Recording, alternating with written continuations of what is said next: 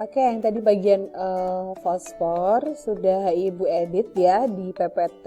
Tadi error ngetiknya. Jadi yang ion berbasa 1 tuh yang HPO4 2- seperti ini yang benar. Kemudian yang berbasa 2 H2PO4-. Begini ya. Nah, kita lanjut. Tadi kita sudah sampai ke bagian ini udah ya. Sampai fungsi kalium ini ya. Kita lanjut sekarang kebutuhan kaliumnya. Intake normal dari kalium itu kira-kira kebutuhannya sekitar 4 gram per hari. Nah, kalium ini nanti tersebar luas ya, kecuali kalau terjadi defisiensi akibat keadaan patologis ya. Makanan yang banyak mengandung kalium itu ada, kalau tadi kan dinyatakan natrium itu banyak di hewani, kalium lebih banyak di nabati. Sebenarnya di hewani juga ada, yaitu di daging sapi, ayam, ya daging babi. Kemudian kalau pada buah-buahan atau nabatinya kita punya di pisang, jeruk, apel, ubi, tomat. Nah, bagus banget kalau kalian habis workout. Untuk relaksasi ototnya adalah setelah workout, setelah berolahraga memakan pisang, karena pisang itu banyak kaliumnya gitu ya. Oke, kita lanjut lagi adalah ke klorin. Tadi kan natrium sudah, kalium sudah, sekarang kita klor ya. Sebagai komponen dari NaCl, si Cl ini juga sebagai ionnya ini esensial sekali ya untuk menjaga keseimbangan air ya dan pengaturan tekanan osmotik. Demikian pula untuk keseimbangan asam basa. Dalam fungsi terakhir ini si Cl memegang peranan khusus dalam darah diprosesif ya untuk menjaga keseimbangan asam basa. Nah, metabolisme klor gimana? Dalam diet klor hampir seluruhnya terdapat dari NaCl. Jadi dapat masuknya tuh dari garam. Ya, maka intake Cl itu cukup selama diet Na-nya memadai. Jadi kalau Na-nya cukup pasti Cl juga cukup karena mereka dapatnya langsung gitu ya berdua. Nah, si NaCl ini akan diekskresinya kebetulan kedua-duanya ekskresinya agak rendah ya di dalam urin.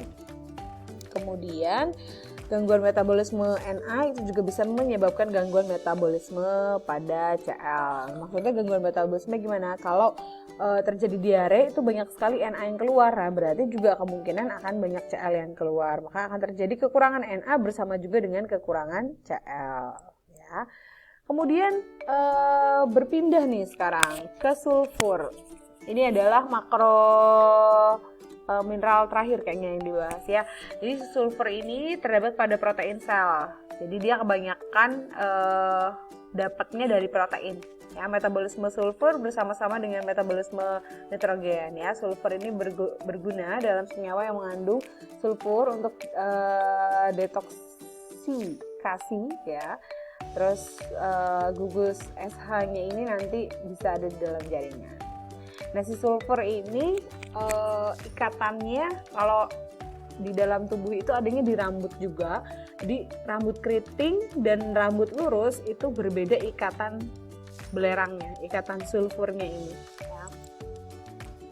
Sumber sulfur kita dapat dari mana? Dari asam amino, jadi dari protein pure ya, yaitu si sipten dan metionin. Metabolisme sulfurnya itu nanti terjadi penyerapannya di usus. Nah, sekarang kita berpindah ke mikromineral. Tidak semua mikromineral dibahas ya, kita cuplik-cuplik. Nah, kita mulai dari unsur besi dulu atau Fe. Unsur besi ini telah dikenal sejak lama sebagai obat kekurangan darah. Kenapa begitu? Karena sebenarnya unsur besi atau zat besi ini dia adalah penyusun hemoglobin. Jadi kalau kekurangan zat besi artinya akan kekurangan hemoglobin begitu. Nah, karena nanti hemoglobin itu berperan untuk mengangkut oksigen gitu ya, artinya juga dinyatakan bahwa zat besi ini memegang peranan juga sebagai pembawa oksigen, bukan hanya oksigen pernapasan menuju jaringan, tetapi juga di dalam jaringannya sendiri atau lebih tepatnya di dalam selnya.